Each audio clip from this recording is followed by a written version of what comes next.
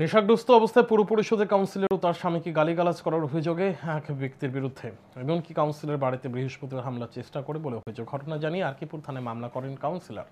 Police অভিযুক্তকে গ্রেপ্তার করে থানায় নিয়ে যায়, পরে আদালতে পেশ করা হয়। জানা গেছে, উদয়পুর পুর পরিষদের 17 নম্বর ওয়ার্ডের কাউন্সিলর ও তার স্বামীকে প্রায় 2 মাস ধরে গালিগালাজ করে আসছে এলাকারই এক ব্যক্তি। বুধবার রাতেও গালিগালাজ করে অভিযুক্ত পঙ্কজ দাস বৃহস্পতিবার সকালে মদ্যপ অবস্থায় ফের আক্রমণের চেষ্টা করে বলে অভিযোগ। এদিকে অভিযুক্তের দাবি, তিনি নেশাগ্রস্ত অবস্থায় গালিগালাজ করেছেন, এছাড়া কিছুই জানেন না।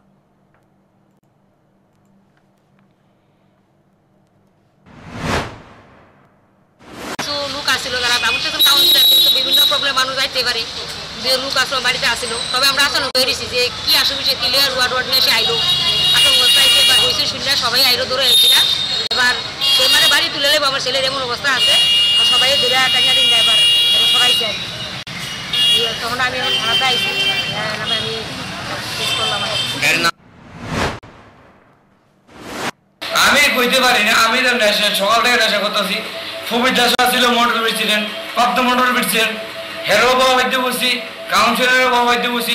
কি করছি আমি কইতে পারি, আমি নেশার অবস্থা করছি, আমার কোনো দোষ নাই।